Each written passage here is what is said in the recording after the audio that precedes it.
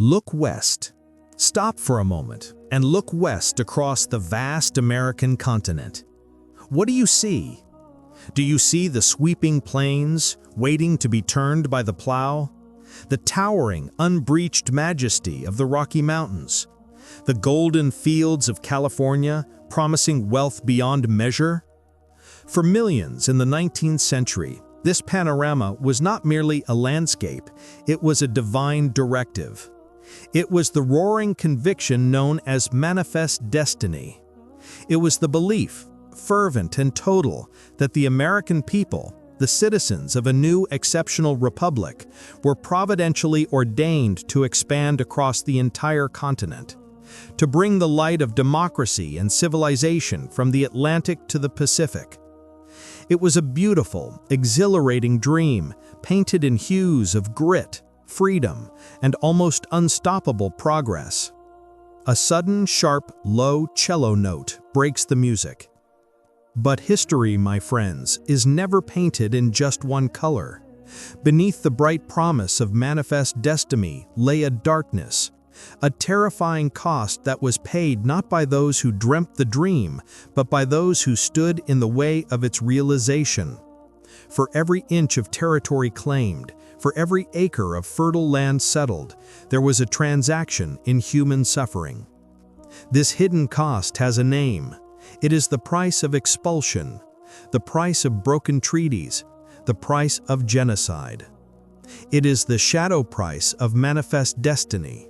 And to understand the American story, we must walk through its shadow and confront the devastating truth of what was lost to gain the West.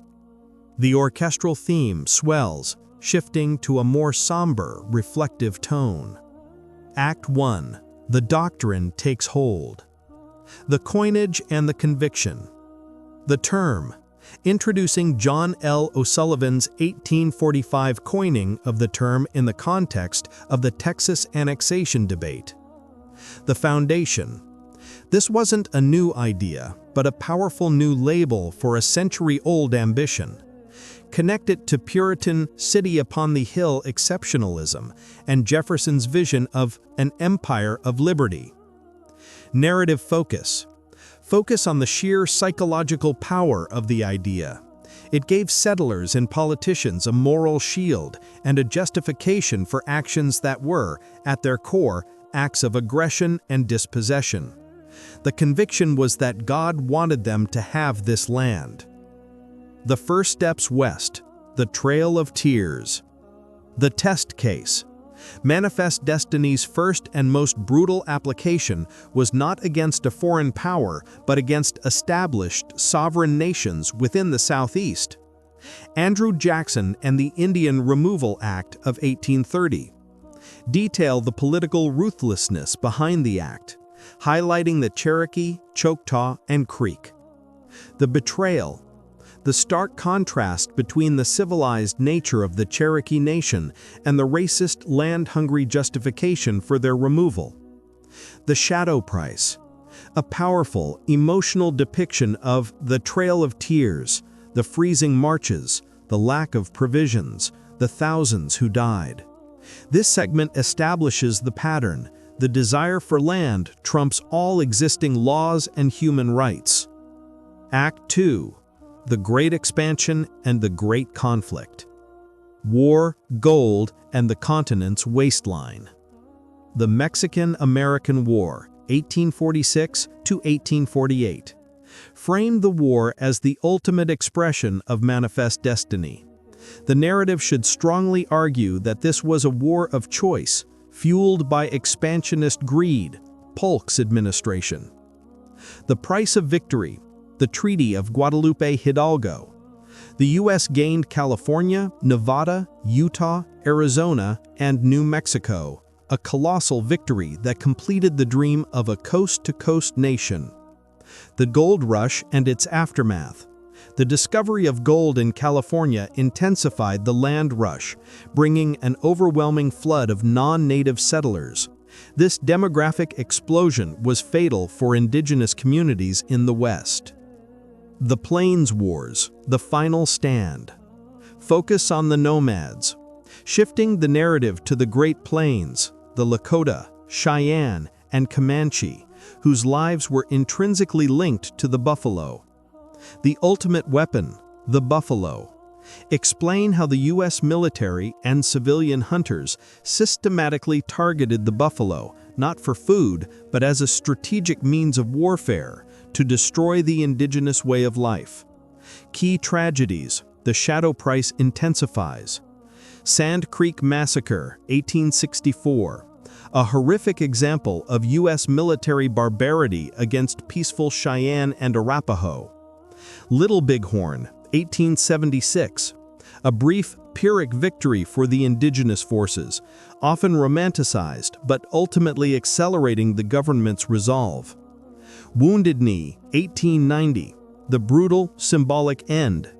Detailed the desperation of the ghost dance and the cold-blooded massacre of men, women, and children. Act 3. The Legacy and the Reckoning. The Scars of Assimilation. The Dawes Act of 1887 and Allotment. Explain how, even after the land was seized, the destruction of native culture continued. The policy aimed to dissolve tribal land ownership and force individual Native Americans into the mold of the white farmer. The Boarding Schools. A deeply moving segment on the forced assimilation policy. The removal of children from their families. Kill the Indian, save the man. Describe the cutting of hair, the forbidding of language, and the trauma inflicted. This is a critical part of the shadow price, emphasizing cultural and spiritual genocide. The shadow price in the present day. The historical debt. The script must transition from the past to the present. The audience must learn that the shadow price is not a finished chapter. The lingering effects. Discuss the ongoing struggles of contemporary Native American communities, poverty, health disparities, jurisdictional battles, and the fight for sovereignty and land rights. The valuable lesson. Conclude by summarizing what Manifest Destiny taught the young American Republic, that a soaring ideal, when pursued without conscience and at the expense of others, always carries a massive moral debt that must eventually be acknowledged. The orchestral music returns, mixed with the faint sound of wind over an open plain. The United States became a continental power. The dream was realized. The Pacific Ocean was touched, and the maps were filled in. But the story of Manifest Destiny is not just a tale of gaining territory, it is fundamentally a story of taking it. The shadow price was the dispossession, the systemic violence, and the ultimate shattering of over 500 distinct sovereign nations. Their lands were claimed by divine right. Their people were sacrificed in the name of progress. But the story does not end in silence. The descendants of those who suffered the shadow price remain.